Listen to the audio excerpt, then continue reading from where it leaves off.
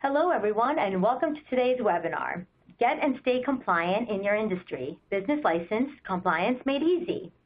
My name is Anu Shaw, and I will be your moderator. Joining us today is Brian Bartnicki.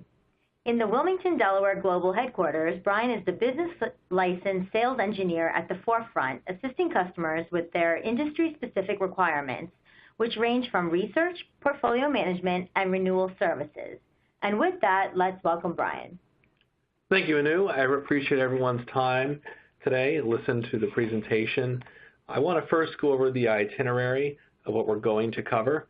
The first thing that I like to talk about is going to be just briefly about CSC.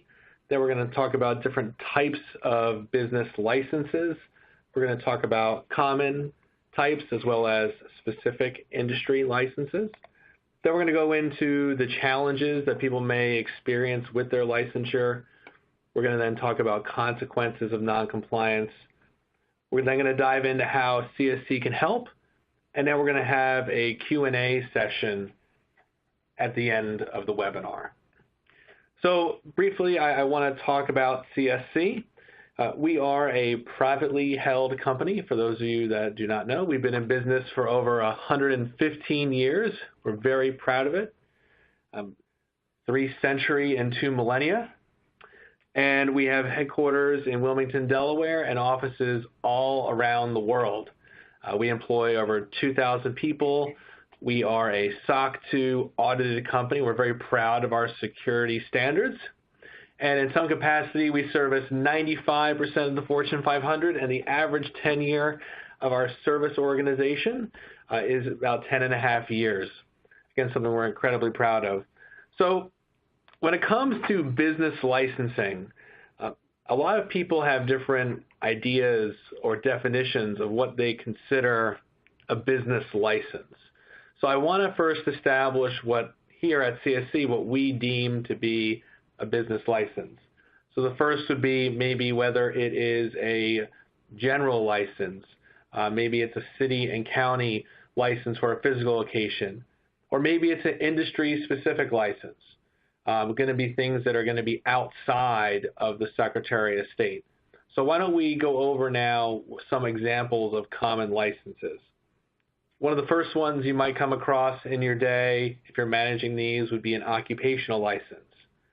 Maybe you will have a privilege tax license. Perhaps you may have seen something called a tax receipt or a sales tax receipt. And then some of you may have professional licenses from a common perspective. So maybe you're an accountant, or you have, maybe you're a social worker, and you have these professional licenses that are out there.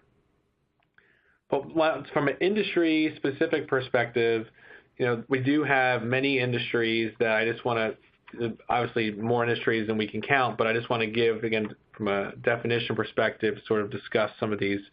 First one would be the trade industry. Some of you may have in the architecture, engineer, maybe you're an electrician, you're a plumber, a contractor, you're probably going to have a unique trade license. Some of you might be in the retail space, whether you're clothing perhaps or accessories, or you might have toys or games, or it could be anything, maybe phones, anything in the retail space. Some of you might have insurance licenses, whether they be individuals or agency licenses. There's many types of insurance licensing out there. And some of you might be in the hospitality industry, for example, and you might whether be restaurants or hotels or spas, and you might have unique licenses to your industries. Those are just a few of many different examples that are out there, and so I just wanted to bring that to everybody's attention, sort of what we're defining as a business license, challenges that people have. What do companies or people who handle licensing experience when it comes to challenges? Well, the first thing that I like to bring to their attention is going to be the idea of research, okay? So one of the things with research that I always hear from people is, Brian, where do I start? How do I know what's required? I have no idea where to begin. Based on our business activity, I have absolutely no idea what we need. I don't know if we need a state license. I don't know if we need a county license. I don't know if we need a city license. Do we have industry-specific needs? I really, truly have no idea of knowing when it is, what I need in a particular jurisdiction. You might have a situation where you couldn't have an address and it might be in an unincorporated area versus an incorporated area. And it's difficult to understand who regulates your license. But that's just the beginning. So how do we find time? How do we find time to actually get this done, to spend to research specifically? Do you have enough things to worry about in your day? It's incredibly difficult for you to get ahead of it and put resources aside or have somebody else put what they're doing to understand what you need, what is specific to your industry. And beyond finding the time, you have to just understand your industry in and out from a licensing perspective. Now, after we do the research, the next challenge I find that people always tell me about is, okay, where do I send these filings? How do I go through the process of applying for these? Do I have to get, if it's an original, do I need a cashier's check? Can I pay with a credit card? Do I have to file this in person? Can I mail it in? Can I submit it via fax? Is there a specific number I call? A lot of times there might be a P.O. box. Just going through how to get this done is frustrating enough. And then once you file it, trying to check the status of getting approval. We all need things done as quick as possible. And when you send a license into a board of pharmacy or a contracting board, or you send a license for your retail location to Cobb County, Georgia, or Miami-Dade County in Florida, and you're trying to get a status of your license, and the person who works there only works 4 days a week, 6 hours a day, and they take lunch and they only pick up the phone certain hours of the day, it's very difficult to know what's going on. Not to mention, you can't necessarily even have them pick up what they're doing and file your license immediately. A lot of these licenses are situations where you can't expedite. You're at the mercy of the jurisdiction. They may only meet once a quarter. They only may meet once every six weeks. And just getting the approval is incredibly frustrating. It is no expedite fashion similar to what we may run into with the Secretary of State. I wish it was that easy, but it's not. So now we're going to talk about renewal. So when it comes to renewing licenses, once you have them, the next challenge that I hear from people is, when does each governing authority require the license to be renewed? There's so many variables based on different industries. For those of you in the insurance area, you may have producer renewals, or you may have some types of licenses that need to be filed based on your birthday. Or some of you might have licenses for locations that might be based on December 31st or January 31st. And then there might be some of you that have licenses that are due every other year or every 6 months. Sometimes you have to report gross revenue for some licenses every 6 months. It's going to be completely variable, and understanding when licenses are due is one challenge. But then having to track it manually, a lot of times what we find is that customers might have filing cabinets. They might have multiple people that are handling different types of licenses. Some people in their tax department may be handling certain classification of licenses, whereas others might be manually tracking their professional licenses. There's usually a challenge of centralization and tracking, and usually it's very manual. Discuss really the consequences of what can happen in this area when it comes to licensing. It's really imperative these are organized and managed appropriately. When it comes to consequences, some of the things that we see, the first one that I want to talk about is really in relation to just pure fines and penalties. No matter what industry you're in, if you don't have your license filed, it can result in a handful of things. Number one, you could have fines based on revenue generated or policies issued or the length of time that has occurred since you have the license. It could be substantial. It's not going to be a couple $100s. It could be multiple thousands upon thousands of dollars for not having these in place. You could have lawsuits that occur as a result of this, whether it be immediate judgments laid against you for not having the licenses in order. That's going to be an expense of counsel internally. Business closure is going to be huge. Sometimes people do not think that this is possible, but there are many instances, many instances where a customer comes to us and they actually will say, hey, I had the city of Las Vegas came to my door and we didn't renew a $50 license and we need you to help us resolve it because the location was closed down for a $50 license. These jurisdictions know who's doing business. They will do everything that they can to make sure that you are being licensed appropriately. The other thing that can happen is arrests. There are inspectors out there who, to gain, whether it be fines or penalties, to gain past due amounts, as a result sometimes of closing business, they will arrest people on site occasionally or a person of responsibility. This happens frequently, more frequently than you would think if it's neglected. So for those of you that are in any bidding jurisdiction, so maybe you're a contractor, an engineer, or an architect, and you're trying to get a bid on a job, there's a lot of situations where you need a license in place. A lot of times going through the process of bid, it's incredibly difficult to get the license immediately. And so you need to, from a proactive perspective, it's imperative to make sure that you have the licensing in place so you can bid on an opportunity. Maybe there's a temporary bidding license, or maybe you already have it in place, but it's imperative that you have the license in order to bid. For those of you in the retail market, maybe you're making clothing or bags, or you have toys, or it could be anything in that aspect.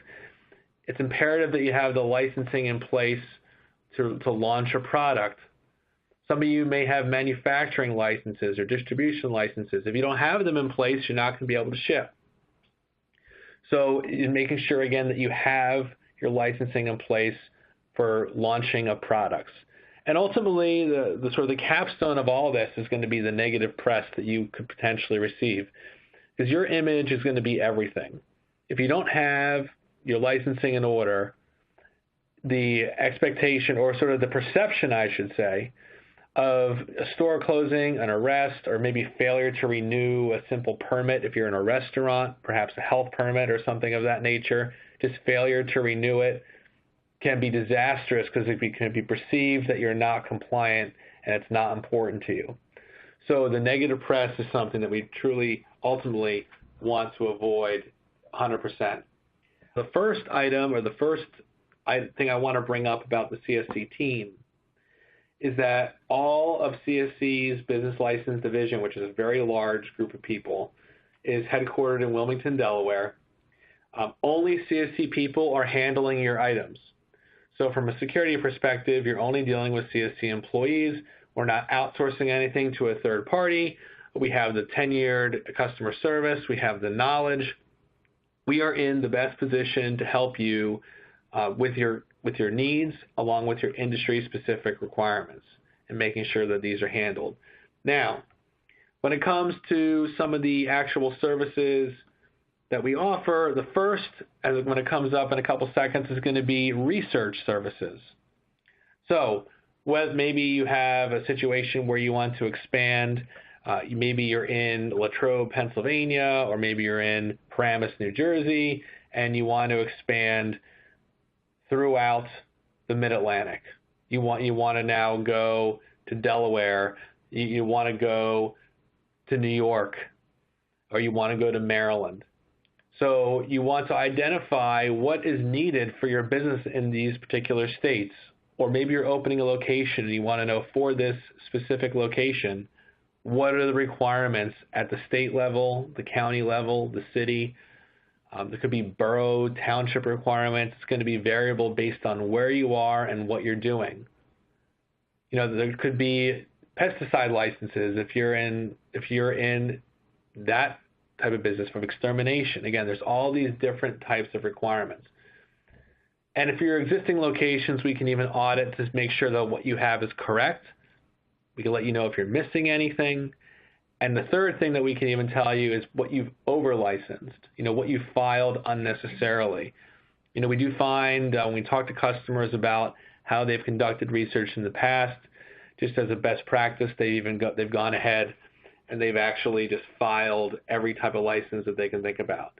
So that's research.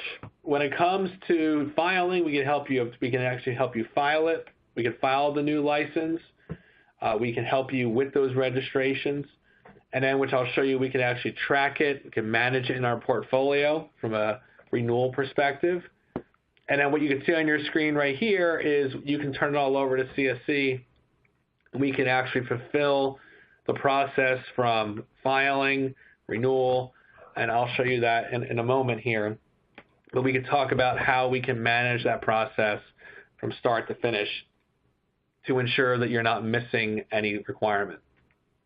So how do we do that here at CSC? Well, we have a business license portfolio. For those of you that are CSC customers today, it is on our dashboard that we would turn on. You may not see it today if you don't have this, but I'll show you where it would be turned on. And the portfolio is really wonderful in many ways. The first reason, it's a web-based portal. You'll see that it's accessible 24/7. It's not software you have to download. It's something that is available at your fingertips as long as you have an internet connection. It's going to centralize everything in one place. So as I mentioned, as a CSC customer, if you use us for other services, if we're your registered agent, maybe we're doing, you have your entity management platform, maybe you have your minute books housed and your ownership structure, maybe we're doing your Secretary of State annual reports, but the licensing portal is going to be right next to it, so it's all going to be centralized in one place. It's going to prevent you ultimately from missing your penalties because our team's going to be monitoring them, and you're going to know what's coming due and what's being handled. And beyond that, it's going to be easy to implement.